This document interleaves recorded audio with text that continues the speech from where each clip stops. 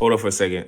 What's up, YouTube family? I would like you guys to make sure you like and subscribe to our video. It would help us get into the algorithms so we could be seen and bring more engaging content to you guys. So, like I said, like and subscribe to our YouTube channel. Appreciate you.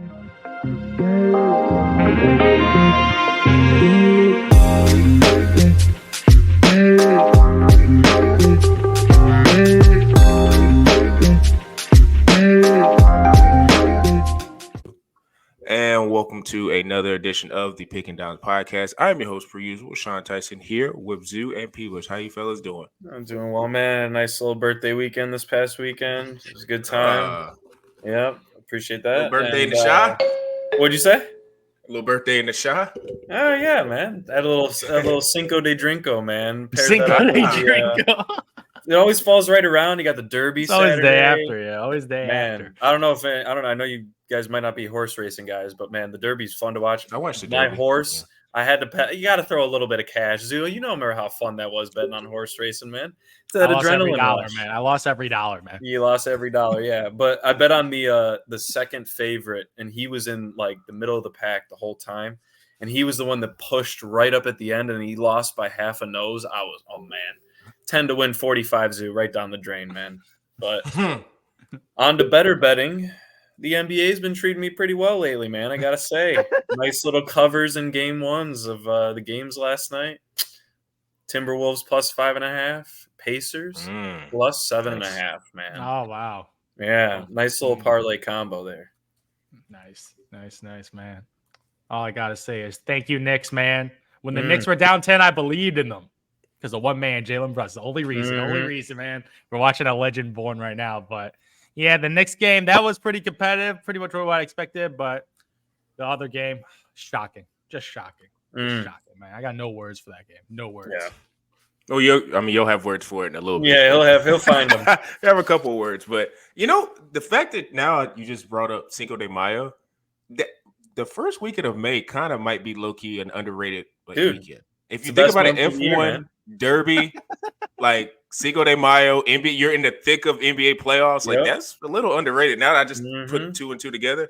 Yes, sir. I think it's not the best weekend, but it's up there. It's in the top 5. I feel like it's a top 5 weekend. Non-holiday. Like it's not a holiday weekend. Yeah, but it's just kind of a normal weekend with a lot of stuff that's always going on, man.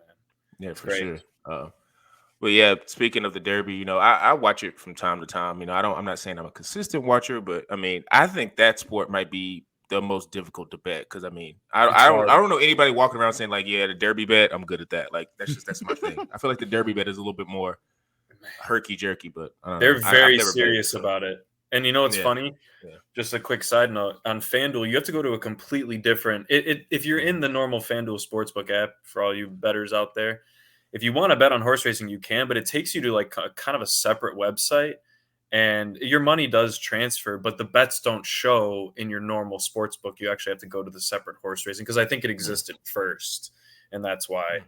But it's fun, man. It's more fun to be there and do it, though. I'm about to say, I think I'd rather that's a bucket list, like get to the Derby, like be in the infield running around. Like, that seems like a really good time. Really good time. So, this, it's not a horse racing podcast, but we had to get that in for, Derby had to be mentioned because it is a huge event, but.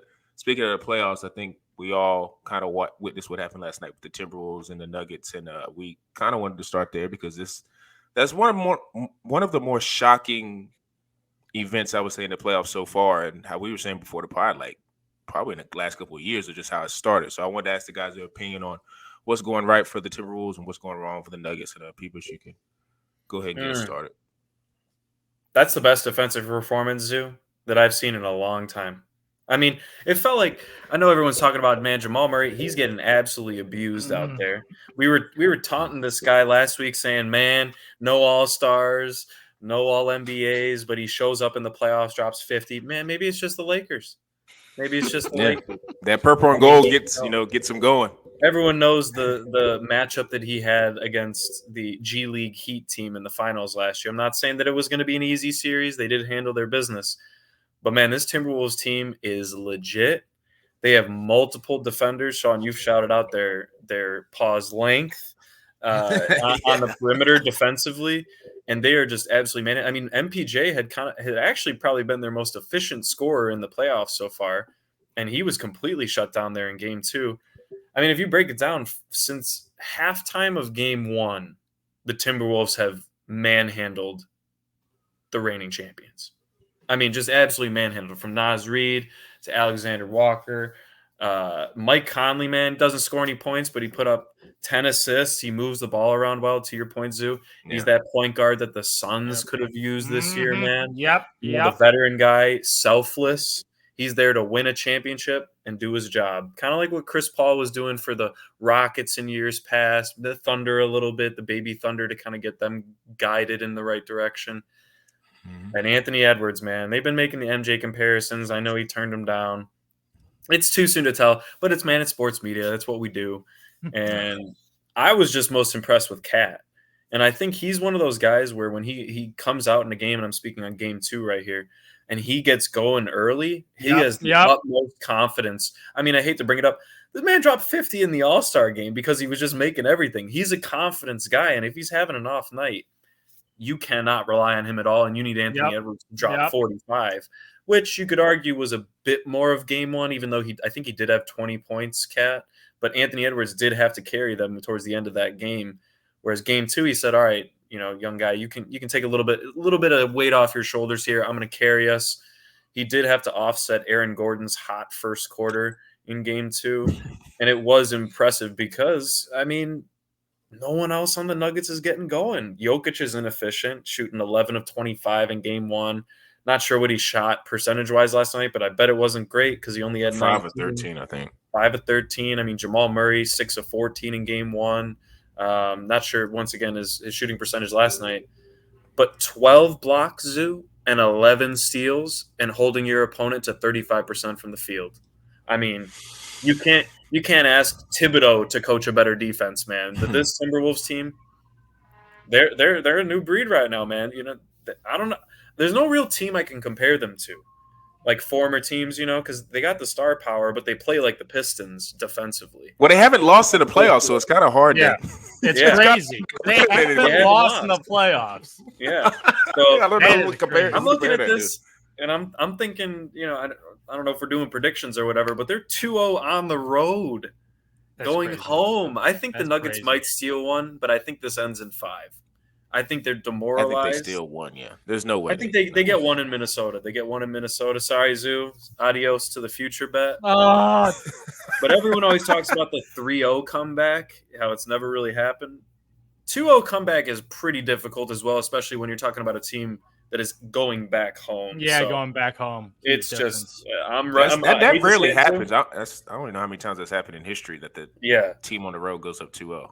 Yeah, maybe a couple times. I mean, I can't even think of it. Oh, Zoo. Boston Celtics. Bulls, Boston. Boston Celtics at the Chicago Bulls after Rajon Rondo got injured. Yes, sir.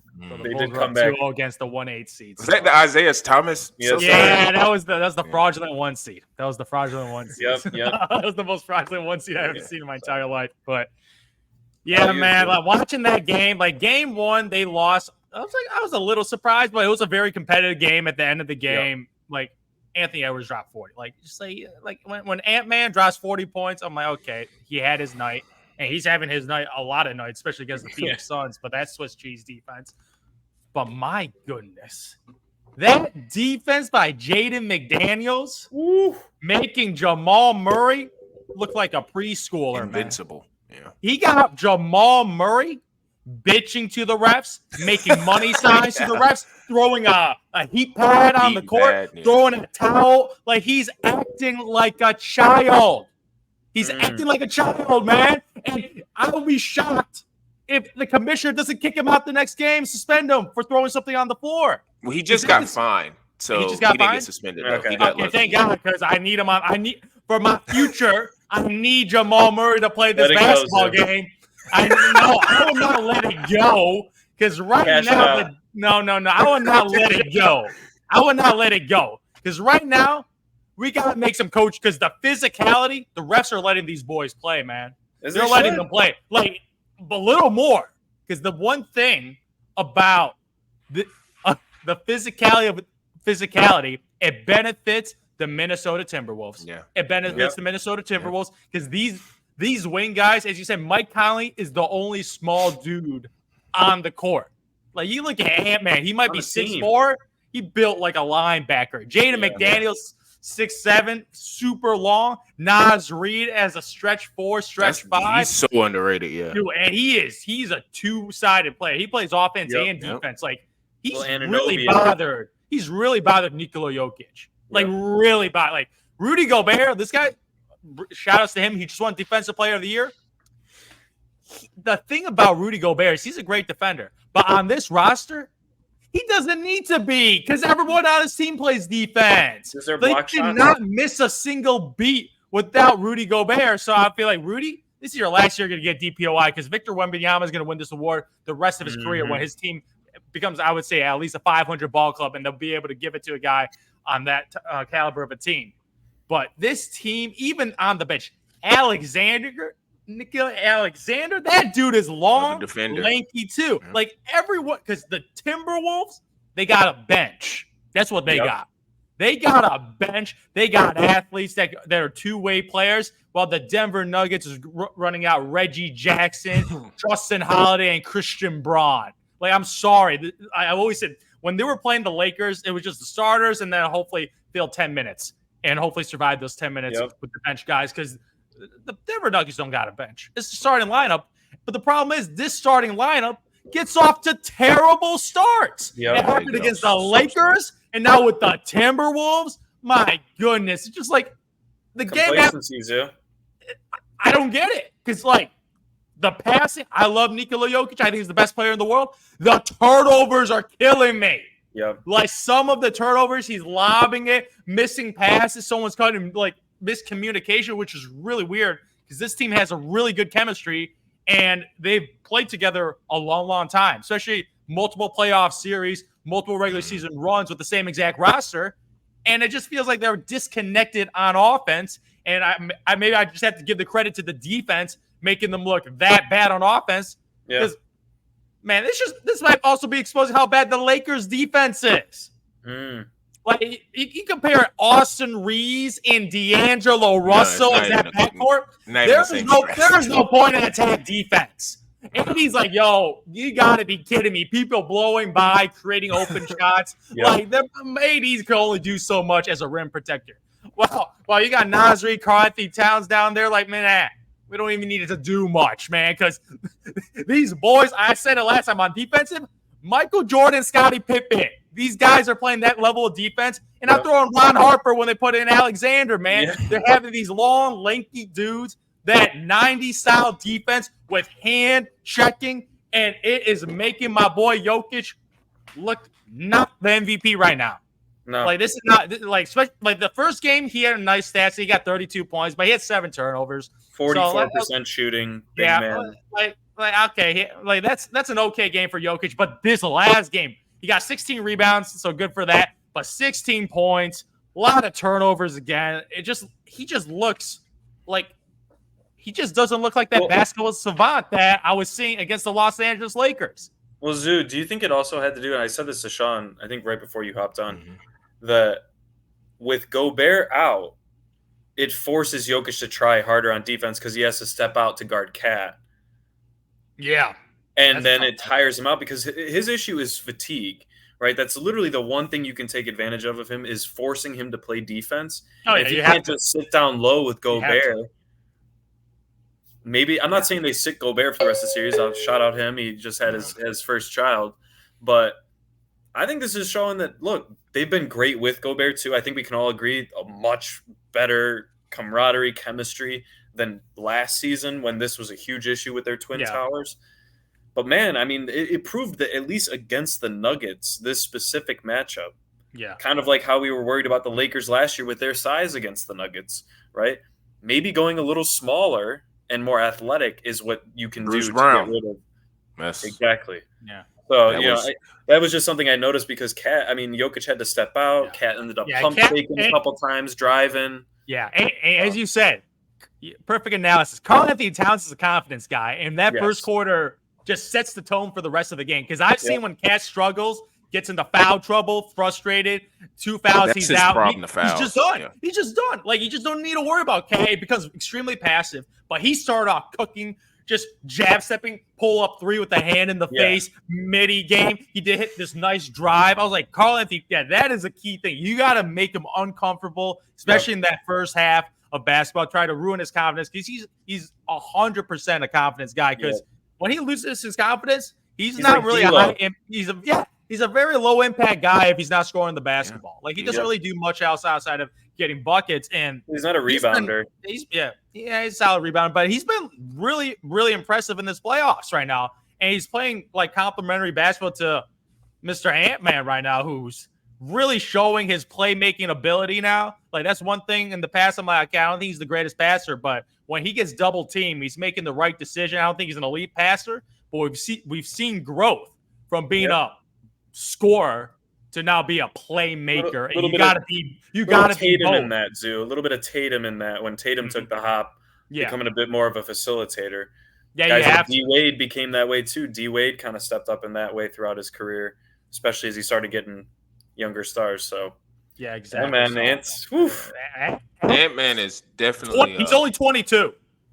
He's only 22, which is okay. We haven't seen his prime yet, because when his prime hits, it's gonna hurt, because this guy could be dropping 30 points in the NBA soon, man. And it's funny. Remember, I think you guys know this, but the conversation, like a side conversation in this series, has been about the GM, the guy who once was Connolly, Minnesota, whatever, or Denver, whatever, and then he switched, and it's kind of like he mirrored each team, and basically he built it to beat Denver. Because, like, I think all of us on this podcast kind of thought, like, well, Minnesota's kind of a sleeper of, like, they kind of got a couple intriguing options. It just depends on how they're going to play throughout the season. And Minnesota, I mean, they was pretty much at the top of the rankings from start to finish. Like, they wasn't just a team that rose throughout the year. Like, they dominated all year. So, I guess if you're asking a Timberwolves fan, it's probably like, oh, this isn't shocking. But it's like, if you ask most of America, they're a little bit like, oh, what the hell's going on? And to the cap point, 1-1, I think I still would have been surprised. No, out of Denver. I think I guess I agree with that. The 2-0 is shocking. This is super shocking. It's super shocking. I would have been like, that's impressive that they're coming out of Denver 1-1. Yeah. Which makes me nervous about game 3, because it's like I feel like they're just going to be jacking a bunch of threes going crazy because they feel like they have no games to lose, which you shouldn't do with the defending champs. But besides that, I was telling people before the pod, I was like, I think part of my issue is I just kind of slipped on Cat, because Cat is a former number 1 overall pick. Like, he's a guy who's a dude, to your point, he can score the basketball. He averages, I think, 23 points career, 11 rebounds, like shoots, I think, 39-40% from 3. He's a dude. Shooter. It's just the demeanor. Like, the demeanor is of it's kind of eerily similar to like Anthony Davis. Like, Anthony Davis is like a really good player. Now, he's probably better defensively, and Cat is better offensively, but it's like you kind of want him to be the number 1, but it's like LeBron's the number 1 on that team, even though he's 39. And it's like, but Ant is in his prime, or about to be in his prime, and he's the number 1 option. So, when Gobert went down, I was thinking to myself, like, I got nervous for Denver, because then I was thinking, like, maybe they're not going to play as hard as they should, because they think, like, well, Jokic, and maybe if Jamal Murray snaps out of his funk, it's just going to get us over the hump, because they're not going to have Gobert, and they may not be as effective. But we saw that they actually, to Peebles' point, they looked a little better without Gobert. Now, that's not to say let's just bench Gobert. That's just stupid. But I'm interested to see, like, what the minutes would be in the next game, just to see, like, if, say, I don't know, they get down a little bit to Denver because they're just not playing well. They maybe bench Gobert for a little bit and see if they can recapture that magic they got in game 2, because that was a thrashing. Like, holding them to 80 points. I know they're the number 1 defensive team, like, I guess defensive rating team, but that's still crazy. Like, and I guess some people will be like, 80 points is wild. Even if you're shooting bad, 80 points is crazy. That's like college. Like, college is like the college scores are usually like 80 to 81 or 70 to 72. Like, that's the scores in college. But to your point, you brought up Nikhil Alexander Walker and Jaden McDaniels. Like, having wing defenders is a cheat code. You got guys on the wings that can just make your number 1 scorer look average, or in this case with Jamal Murray, non-existent. I think we all kind of agreed too when I talked about it a couple weeks ago. Like, Jamal Murray is what stirs his drink, and if he's not playing well, you're not going anywhere. Like, and Nikola Jokic, he hasn't played well, but in at least the last couple of games. But even still, like, Jamal Murray, throwing the heating pad. He was even. I think at one point, I think it was a dude. I'm not sure who the guy was, but like he was like talking to his dad in the stands. Like he was complaining to his dad. He was complaining to his dad. Sounded like Caleb Williams, man. To me, there's two things I look at when I see that. I think about what Denver went through last year, and I don't know if this is a Denver thing, but it might just be like new kid on the block syndrome. It's like you're feeling yourself too much. Like you win the championship, everyone's giving you praise, and you're front running. Like Golden State is a perfect example of that, but the difference is they just kept winning. Like so they could kind of front run because everybody knew at the end of the day they were going to keep winning. Yeah, some of these teams that get into the spotlight for the first time, they don't realize, like, dude, you got to go back and do it. And I know I bring up LeBron on this podcast now, but here's an example. Like, we just talked about Jokic and his fatigue. This is why LeBron going to 10 straight finals, like, that can't be done. Because it's hard to do that every year.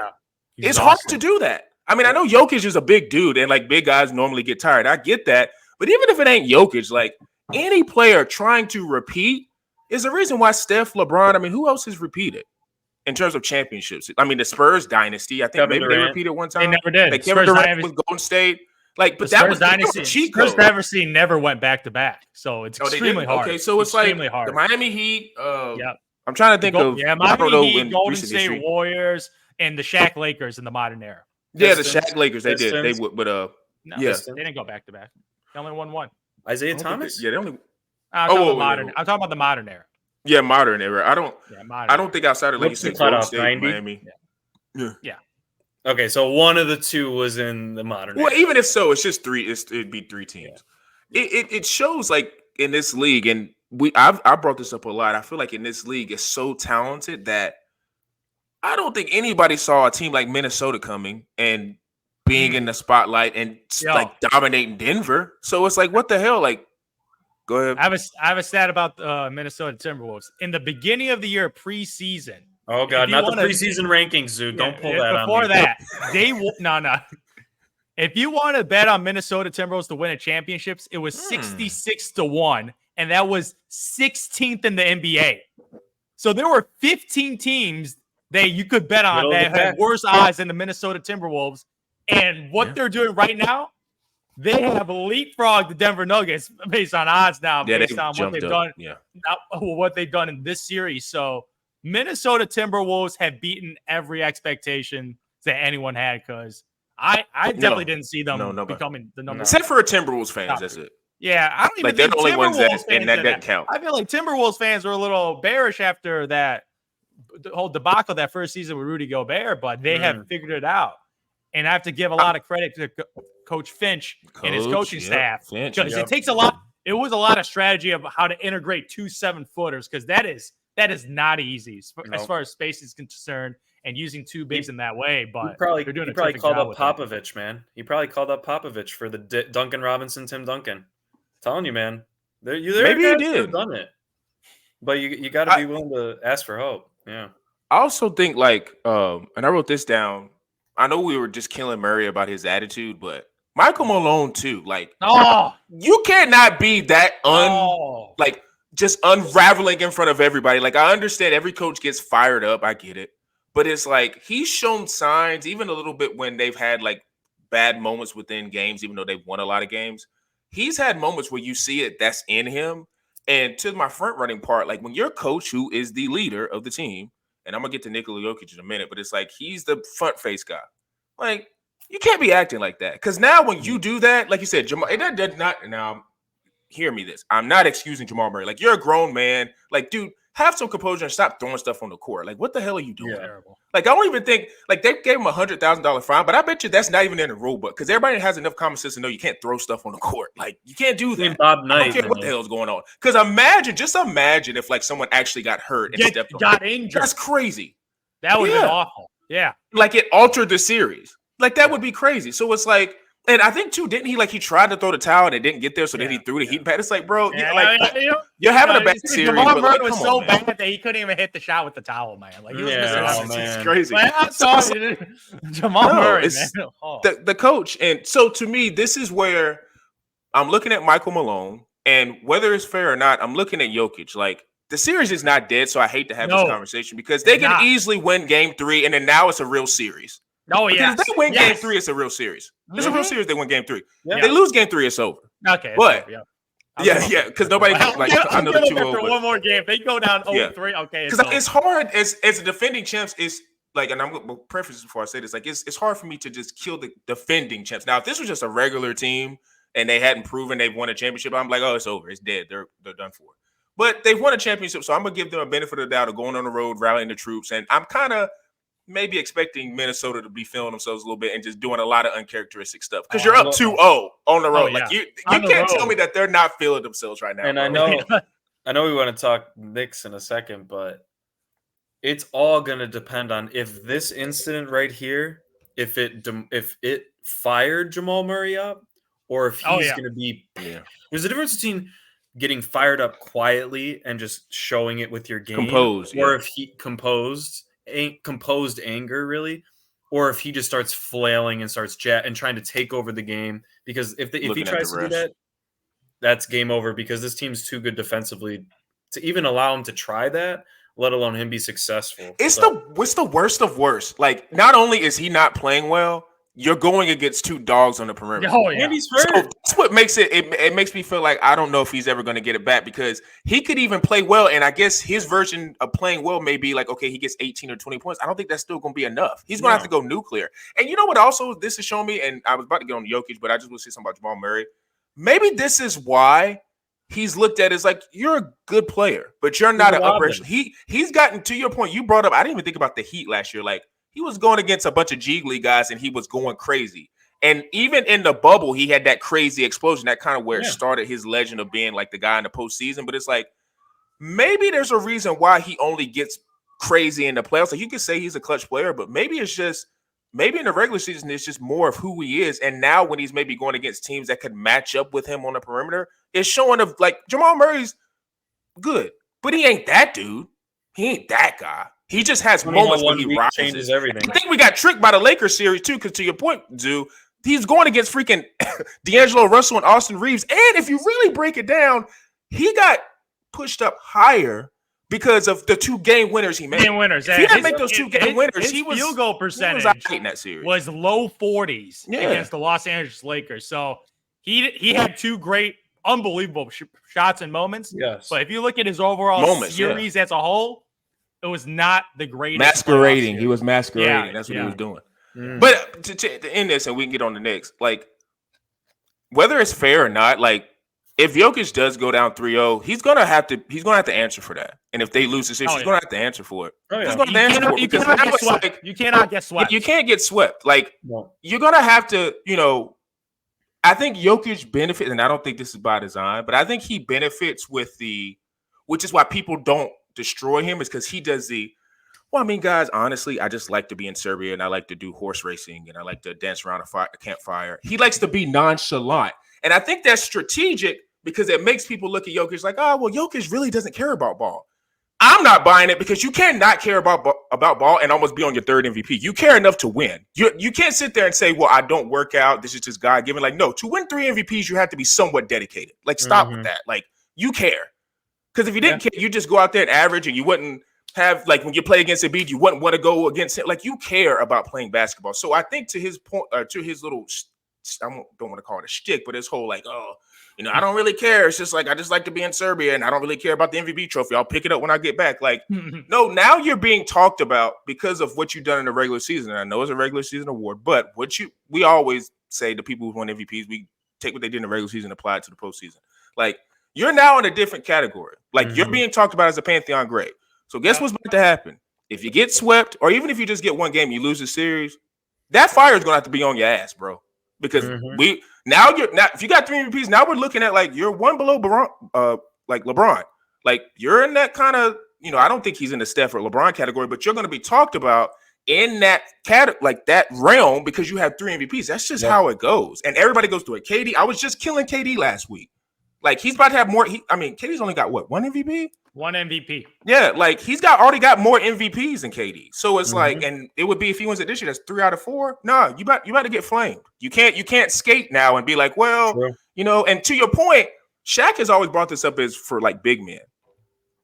like, you see Jamal Murray struggling. Get on your horse, bro. Get on your horse and go dominate. I need a 40-20. I need a 40-25. Kobe.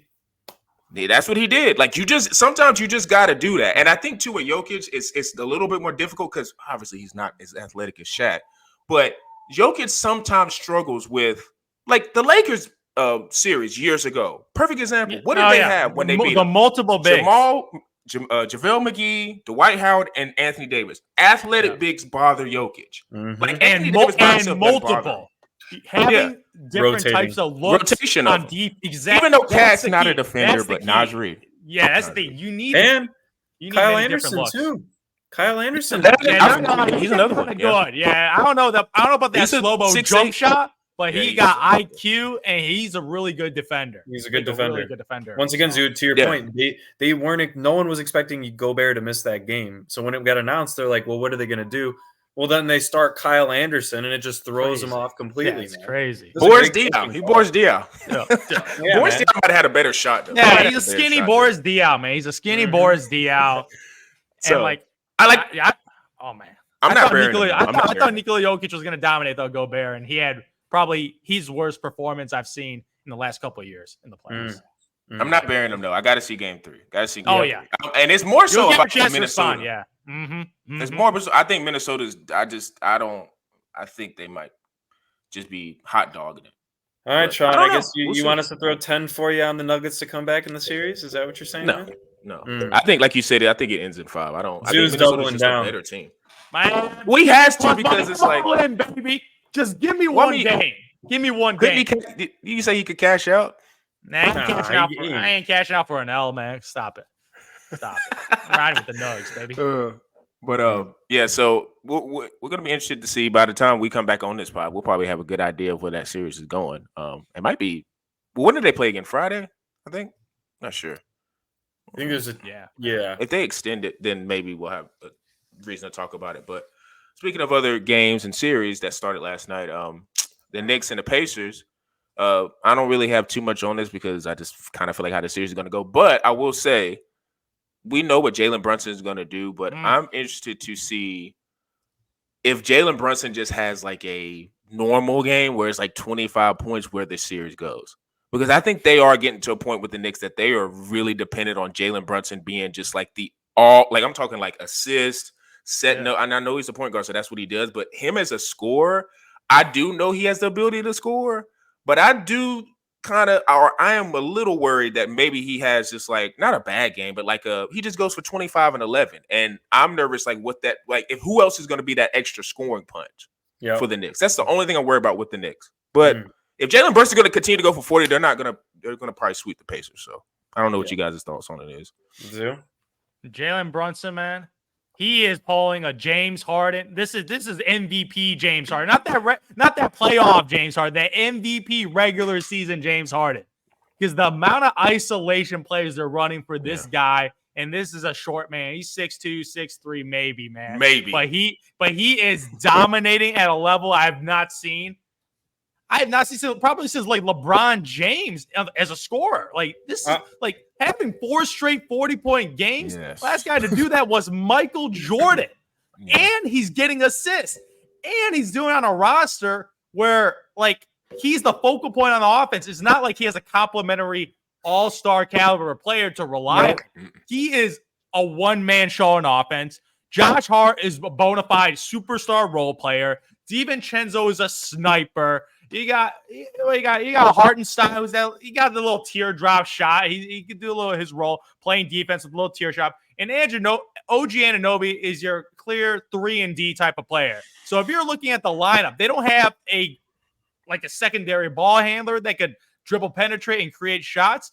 Brunson has to be the primary scorer. Brunson has to be the primary playmaker, and he's doing it on 40-plus minutes a game under this Tibbs system right now, where the bench is getting you single-digit points consistently, and they're playing against a team in the Indiana Pacers that has depth that I didn't know of because they going out with Obi Toppin, Jackson. Oh, shout out to TJ McConnell. TJ McConnell is balling as a backup point guard because not going to lie, that dude had a better game than Tyrese Halliburton. Like Tyrese Halliburton. Tyrese Halliburton in the regular season put some really good numbers. Right now in the playoffs, he doesn't look like that guy right now. He looks a little invisible. And he had a couple of bad turnovers. I remember that one turnover, OG Anunoby with the seal, OG dunking the ball. Like Tyrese Halliburton's supposed to be the superstar point guard. This guy is on the Olympic team. When you make the Olympic team, I got higher expectations. And he has not shown up in the playoffs right now when TJ McConnell is pretty much creating more offense than you. Side note, real quick, Kyrie should have been on the team over Tyrese Halliburton. I'm sorry. Easily. I don't know what like Tyrese Halliburton, like I don't know, he's like a playmaker, but he ain't that dude, man. He ain't Olympian good. He ain't Olympian good. So. And Zoo, they're not going to win a game. I mean, to be honest, based on how Halliburton, and it's not like Siakam had a great game from what I remember. I'm bringing the nickname back. ICP, man. I have not been a Pascal Siakam fan ever. But he had a nice little first round playoff series. Like he had some nice 30-point games. So I got to give props to him when props are due.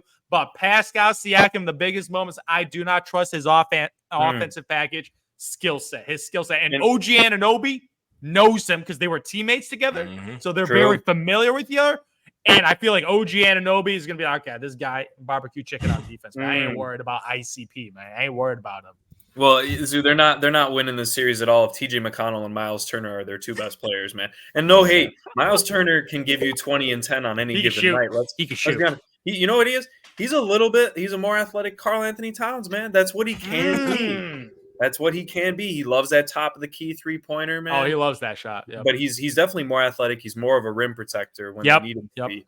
But TJ McConnell, man, he's another guy, another backup point guard that any team could be paying right now as a solid role player, maybe a sixth man, Tyus Jones kind of guy. True point guard. And he's not too flashy, but so my point is, I was surprised that they were even in that game, let alone up 10. They were dominating. I would say they were dominating. But you're talking about the Villanova boys, man. That trio dropping 36 of their 39 points in the fourth quarter.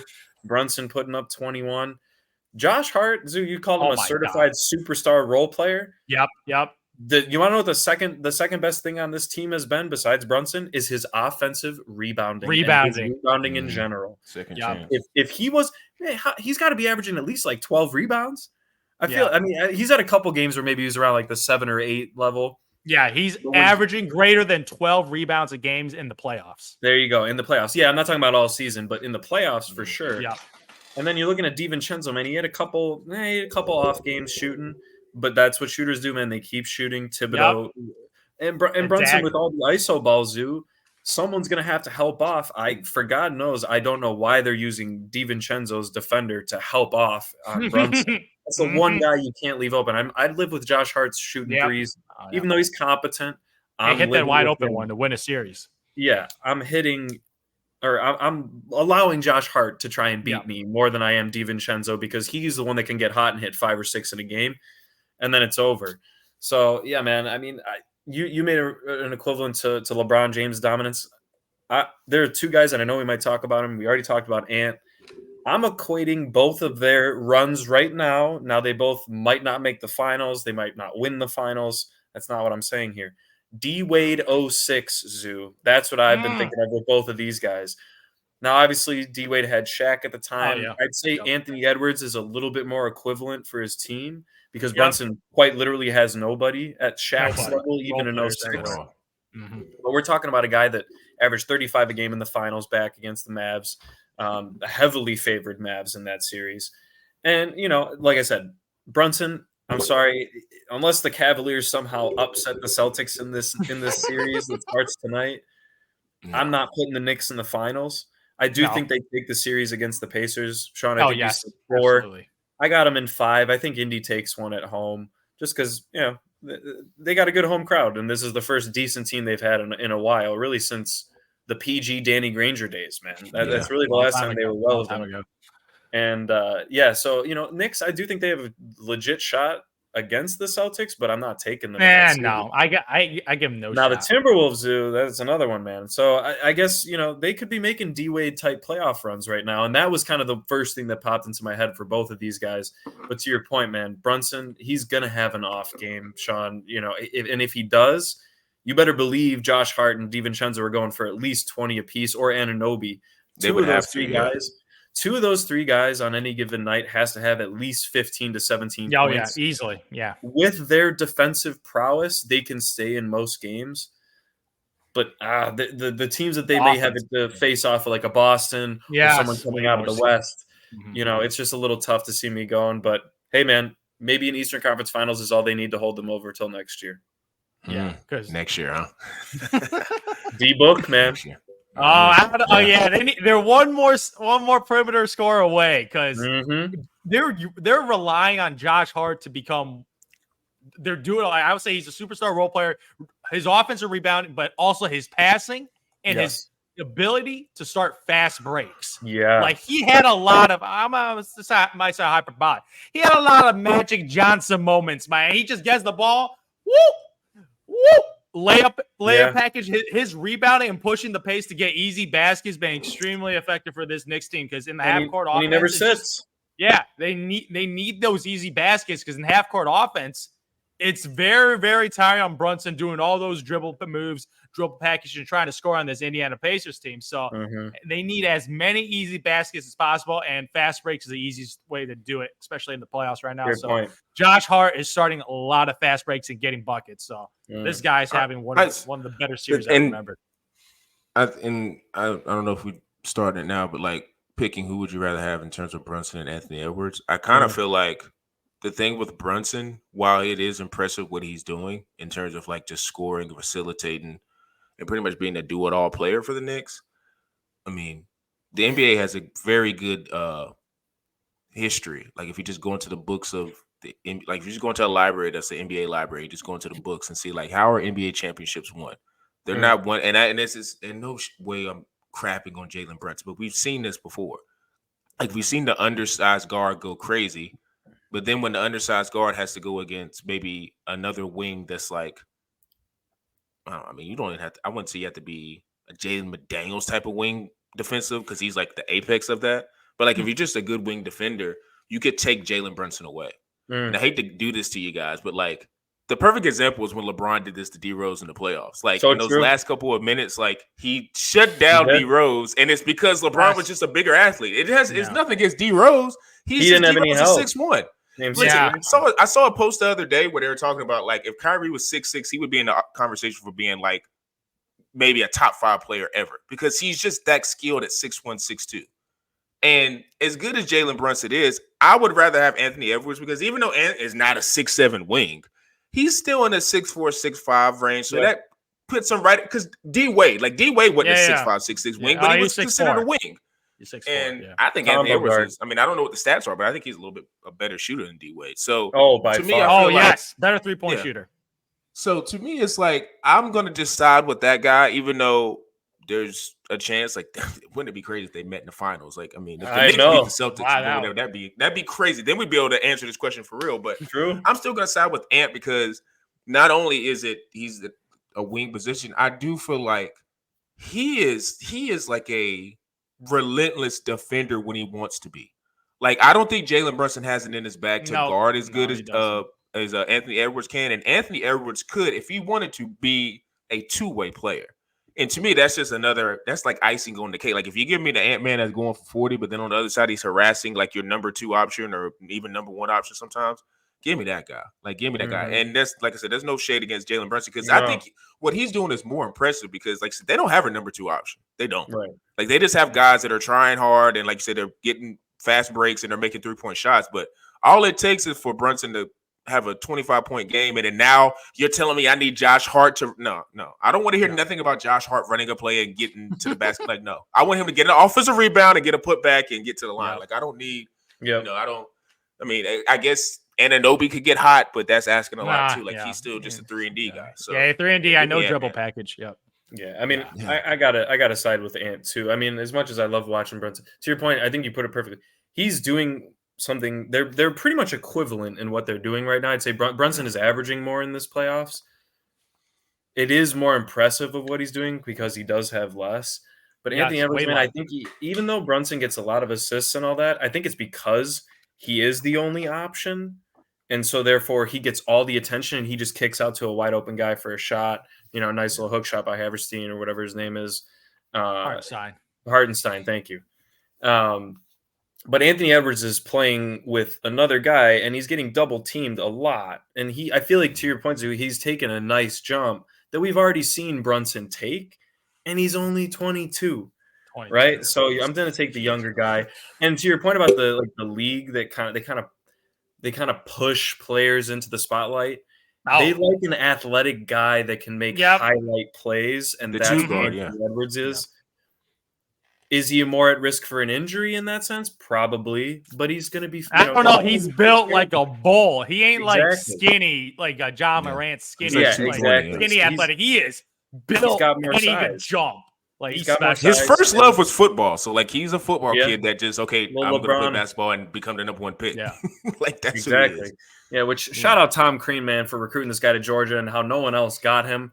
I have no clue, but he's a Georgia boy. Funny that he went to a football school because the story was the funny you brought that up real quick. He was like at the time like Florida State's kind of falling on hard times because their coach is probably about to retire, but.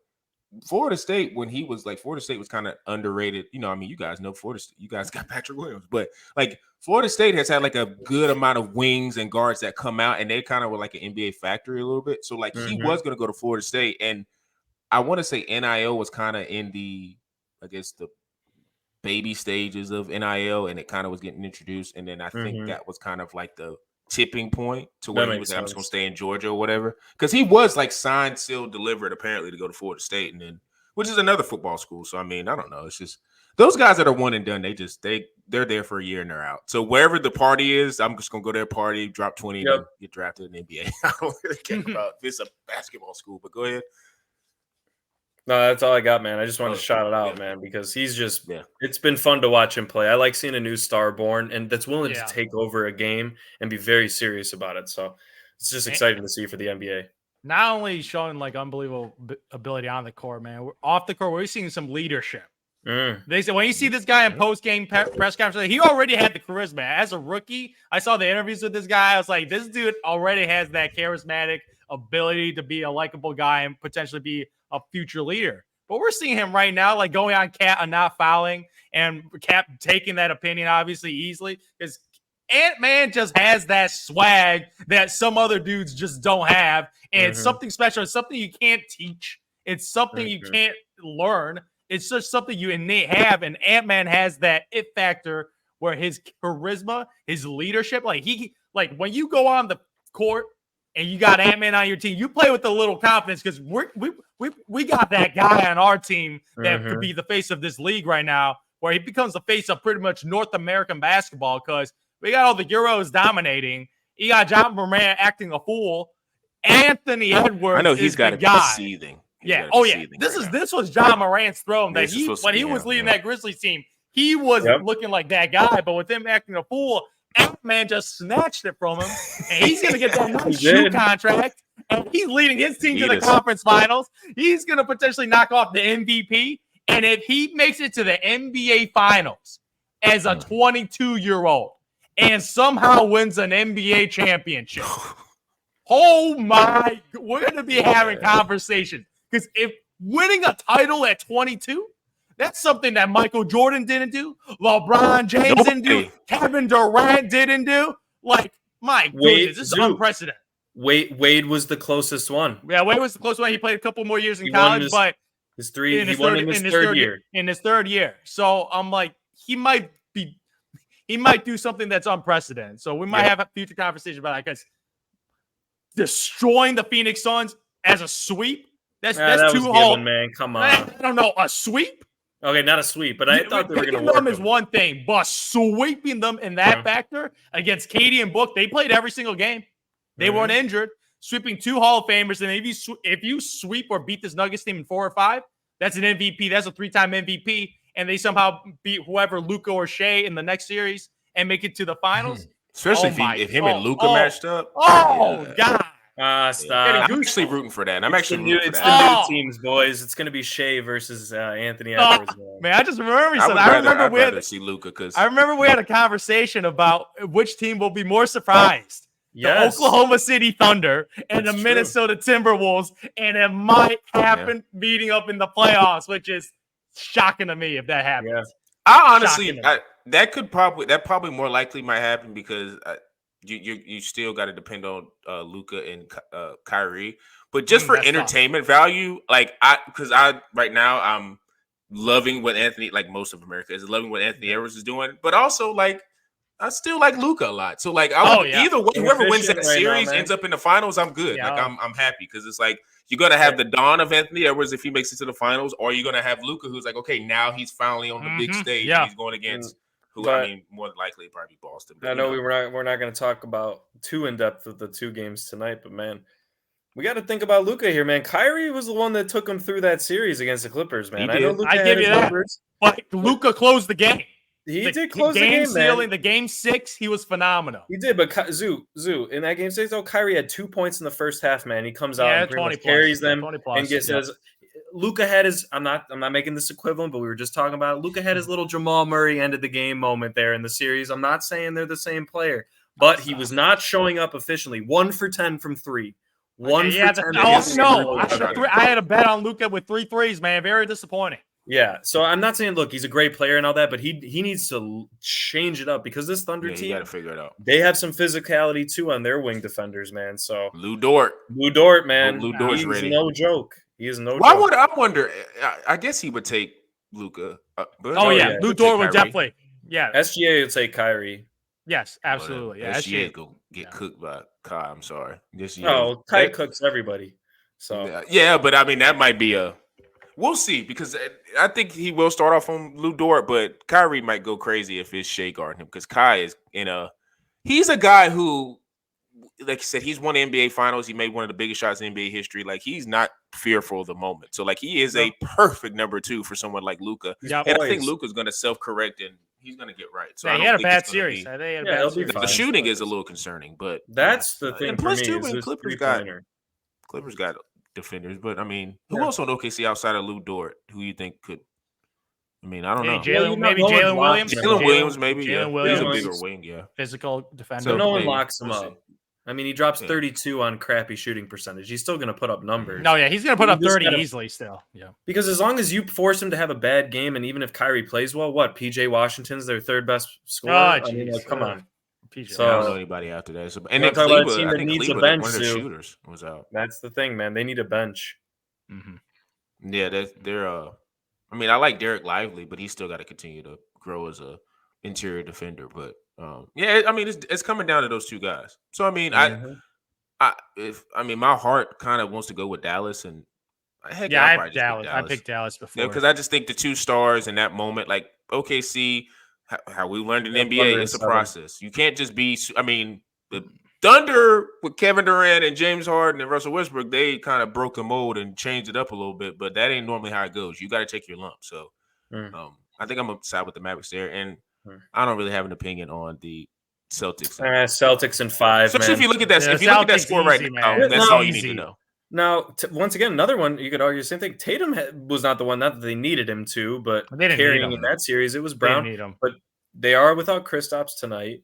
We'll see how long it lasts. The only chance, I take it back. The only chance they have is if Evan Mobley just goes nuclear and start showing some signs that we don't. Yeah, the center. Like if the center goes crazy and it opens up Donovan Mitchell and other guys, that's the only chance they have. Yeah, I guess they have no chance there because Evan Mobley ain't going nuclear, man. Yeah, that's what I'm saying. Like I just don't. I don't believe in his offensive game yet.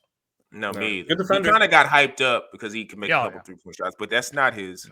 No. He's not a guy that can bring the ball up and shoot threes. That's just not what he does. So I'm not really thinking that series is going to go too far. So, listen, these playoffs, man, we're like we said it. I think maybe a couple pods ago, or I said it. Dawn of a new era. We're definitely going to have new, especially if Boston acts weird and doesn't get to the finals. Like we're going to have new blood in the finals, and it's going to be interesting for the NBA because, like I said, we're kind of getting to a point now where we have really good players in this league. We got really good players. That showcase and potentially a new champ that hasn't won. If the Denver Nuggets lose, either Ant-Man, Shea, Luka, or Tatum is going to win a ring. Yeah. Brunson. Like one of the Brunson. Yeah, I've already read off the Knicks, but Brunson, I'll throw him in there. Halliburton. Come on, man.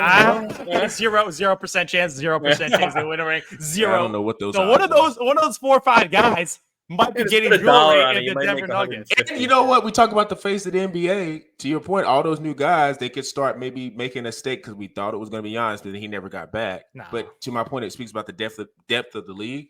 But it's like, especially if Ant-Man wins it, or like if maybe Luka wins it, they're still, I feel like, and Tatum to an extent, but they're still young enough to where it's like, okay, if they win the championship, then the conversation will start going, because unlike Tatum is kind of hard to, because I don't think he's like a crazy personality. I think he's like he has moments, but like I don't think he's a crazy personality. But like Ant-Man, really it's just Ant-Man, because Luka don't really have crazy personality either. So it's really if Ant-Man wins it, that is the perfect scenario. Yeah, it was Ant-Man and Ja. To your point, it was Ant-Man and Ja. So we'll see what. And I'm not saying it. We got to see what the Grizzlies are doing this year, man. Because this is just my. I got to bring out my South Carolina bias. Like, I'm not going to completely bury Ja, because looking at how Gigi Jackson played and then looking at some of the other pieces they got, they're going to have something to say next year. If Ja comes back healthy and is coming back and plays at a high level, and then you got Gigi, who's a 6'8" wing who can shoot it. Maybe they make a trade too, man. That's the only way that they're going to improve. They got to pull up some type of trade, man. So there's some disgruntled people throughout the NBA right now. I think you can see that. Man, I just thought, what about Book with Memphis? Yeah. What if he just was there knocked? I know I got Desmond Bain. Maybe throw Desmond Bain away. That owner ain't trading Booker, man. No, probably. No, he knows that's he went all in. He went all in. He went all in. He's not trading Booker unless Booker asks for it. But we'll see. Like I said, the playoffs is super interesting. Like I said, we're coming off Cinco de Mayo. We're coming off F1 and Kentucky Derby. I think what's next? The Preakness. I don't know if that's this week or whenever. Preakness. Another betting circle you guys can maybe get into. So even though we won't be covering that, we cover NBA playoffs and NFL and things of that nature. So follow us on Tyson Talks _ on Instagram, YouTube, Quantrill Knows, Spotify, Google Podcasts, Apple. 5-star review to get us in the algorithm so we can get more people to watch our shows. And for me, Zoo, and P. Bush, we are out.